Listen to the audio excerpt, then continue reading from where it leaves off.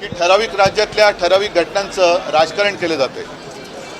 माझं मत असं आहे, आज संजय राऊत यांनी सामनाच्या अग्रलेखात पण लिहिलेलं आहे। एका बाजूला आपण लाडकी बहीण म्हणत असताना, योजना आणत असताना, या बहिणीच नव्हे तर त्यांच्या छोट्या छोट्या मुलीसुद्धा आपल्या राज्यात असुरक्षित आहेत, त्यांच्यावरती अत्याचार होत आहे। आणि आपण कुठला तरी एखादा विषय घेऊन हे एखाद्या राज्यात झालेली घटना नाही, देशात कुठेही अशी घटना घडता कामा नये। आणि या घटनेला जे कोणी गुन्हेगार जबाबदार असतील त्यांना तर लवकरात लवकर केस चालवून, मग ती फास्ट ट्रॅक म्हणा किंवा काही म्हणा, आपल्याला अनुभव आहे की गेल्या काही वर्षांपूर्वी दिल्लीमध्ये निर्भया कांड झालं होतं। निर्भयाचे सगळे आरोपी पकडले, गुन्हे साबित झाले, पण किती वर्षांनी त्यांना फाशी दिलं गेलं। आणि मग या सगळ्या दिरंगाईला जबाबदार कोण? जेवढे एखाद्या महिलेवरती अत्याचार करणारे गुन्हेगार हे त्या घटनेसाठी जबाबदार असतात, तसंच त्याचा न्यायनिवाडा करून त्याच्यावरती शिक्षेची अंमलबजावणी करायला दिरंगाई करणारे सुद्धा जबाबदार धरले पाहिजेत। हे जर का झालं तर आणि तरच अशा गोष्टींना आळा बसेल। तूर्त मी एवढंच म्हणेन की अशा घटनेचं राजकारण न करता, जसं आता हाथरस उन्नाव, त्याच्यानंतर राजस्थानमध्ये काही घडलं, आता बदलापूरमध्ये घडलं, अगदी कुठेही काही घडलं तरी ते सुट्टा कामा नये। सगळेजणं पक्षभेद जातपात विसरून एकत्र झाले तर आणि तरच आपल्या देशातल्या आणि राज्यातल्या महिला सुरक्षित राहतील। आणि तरच आपण म्हणू शकतो की माझ्या राज्यातली महिला ही माझी बहीण आहे, माझी लाडकी बहीण।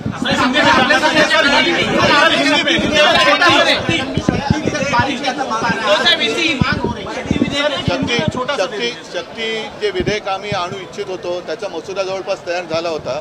सर्वांना कल्पना आहे की त्यावेळेला अधिवेशनं होती ती एक दोन दिवसाची होत होती, कारण त्याला कोरोना होतं। पण हे बिल आम्ही आणू शकलो नाही, कारण आमचं सरकार गद्दारी करून पाडलं गेलं। आज ज्यांनी गद्दारी करून ते आमचं सरकार पाडलं आणि विधेयक लटकून ठेवलेलं आहे, त्यांची जबाबदारी आहे की शक्ती बिलाची शक्ती ही या गुन्हेगारांनी दाखवून दिली पाहिजे। सर हिंदी में एक छोटा सा, सर एक हिंदी में दे दीजिए सर।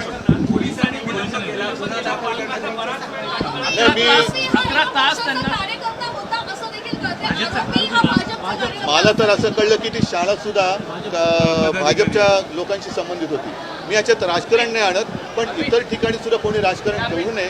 याच्यामध्ये कोणताही कार्यकर्ता असला, अगदी भारतीय जनता पक्षाचा असला तरी विनाविलंब त्याच्यावरती कारवाई झाली पाहिजे, कारण नाहीतर एक घटना घडतात। काही दिवसापूर्वी आपल्याकडे वरळीला ते हिट अँड रन झालं होतं, काय त्याचं नाव, मीर शहा। आता तो सुद्धा असाच होता ना, त्या महिलेला फरफटत त्यांनी नेलं।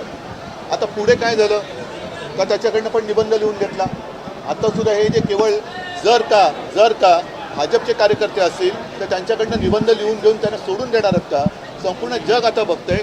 मी परत एकदा सांगतो की कोणतेही राजकारण न करता लवकरात लवकर कारवाई झाली पाहिजे। ती कारवाई म्हणजे नुसतं अटक केली, गुन्हा दाखल झाला, वर्षानुवर्ष केस चालले, निकाल लागला, वर्षानुवर्ष केसवरती त्या निकालावरती अंमलबजावणी होत नाही। या सगळ्या गोंधळावरती आता एक जरब बसली पाहिजे, तर आणि तरच आपण आपल्या बहिणीला लाडकी बहीण म्हणू शकतो।